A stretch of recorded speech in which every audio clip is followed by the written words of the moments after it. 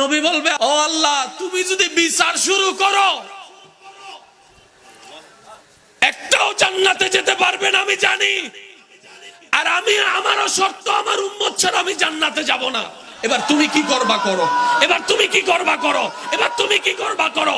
নবীজি প্রথম হাসরের ময়দানে উঠেই প্রথম যে কথাটা বলবেন, ইয়া আখি জিব্রাইল আইনা উম্মতি, ও জিব্রাইল, আমার উম্মত কোথায়, আমার উম্মত কোথায়, আমার উম্মত কোথায়। আমি মুস্তাফা আমার উম্মত ছাড়া জান্নাতে যাব না, জান্নাতে যাব না, জান্নাতে যাব না। আমার উম্মত লাগবে, আমার উম্মত লাগবে। প্রশ্নকারী হয়তো প্রশ্ন করবেন, আপনার উম্মত কার কথা বলছেন? আবু বকর সিদ্দিকের কথা, ওমর ফারুকের কথা, উসমান গনির কথা, মৌলা আলীর কথা, মা ফাতিমার কথা, হাসান ও হুসাইনের কথা?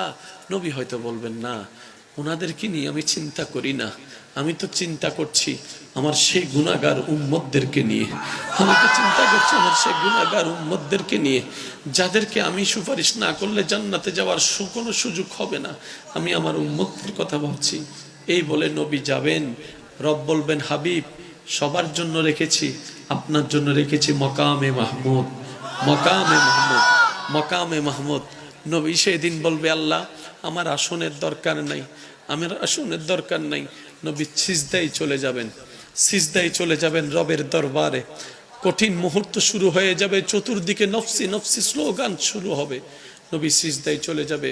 নবী সিজদায় যাওয়ার পর আল্লাহ তাআলা বলবেন, ইরফা রাসাক, ও নবী, মাথা কেন নিচু করলেন, সিজদায় কেন পড়লেন? আজকে তো আপনার কান্না করার দিন নয়, আজকে তো আপনার হাসার দিন, আনন্দের দিন, আনন্দের দিন। অন্যদের না নফসি নফসি করার দিন, আপনার তো নফসি নফসি করার দিন নয়, আপনার তো কান্না করার দিন নয়। ও হাবিব, তায়েফে অনেক কেঁদেছেন, আমি আল্লাহ মানা করি নাই।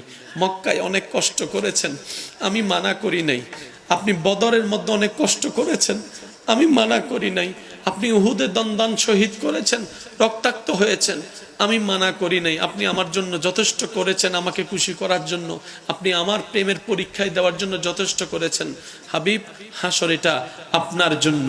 আরশে হক হে মসনদে রিফাত রাসূলুল্লাহ কি, দেখনি হে হাশর মে ইজ্জত রাসূলুল্লাহ কি।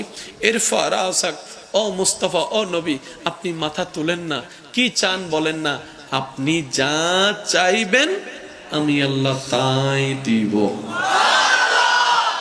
এবারে নবী বলবেন, আল্লাহ, আমার উম্মত, রব্বি হাবলি উম্মতি, রব্বি হাবলি উম্মতি। রব্বি, ও আমার আল্লাহ, হাবলি, হেবা করে দাও, আমাকে দিয়ে দাও, উম্মতি, আমার উম্মত, আমার উম্মত আমাকে দিয়ে দাও, আমার উম্মত আমাকে দিয়ে দাও, আমার উম্মত আমাকে দিয়ে দাও। আল্লাহ বলবেন, হাবিব, আপনার উম্মত আপনাকে দিব কেন, আপনার উম্মত তো আমার বান্দা, এগুলার বিচার করতে হবে না। নবী বলবে, ও আল্লাহ, তুমি যদি বিচার শুরু করো, একটাও জান্নাতে যেতে পারবে না আমি জানি, আর আমি আমারও শর্ত, আমার উম্মত ছাড়া আমি জান্নাতে যাব না। এবার তুমি কি করবা করো, এবার তুমি কি করবা করো, এবার তুমি কি করবা করো। আল্লাহ পাক বলবেন, আজকের দিনের জন্যই তো আমি মালিক ইয়াউমিদ্দিন হয়েছি, মালিক ইয়াউমিদ্দিন হয়েছি।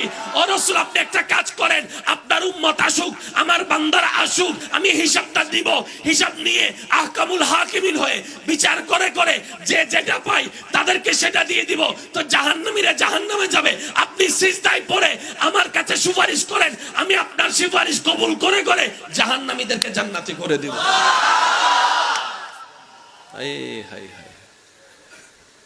আমাদের জন্য কেঁদেছেন, আমাদের জন্য কাঁদছেন, আমাদের জন্য কাঁদবেন, তিনি হচ্ছেন নবী রাহমাতুল লিল আলামিন।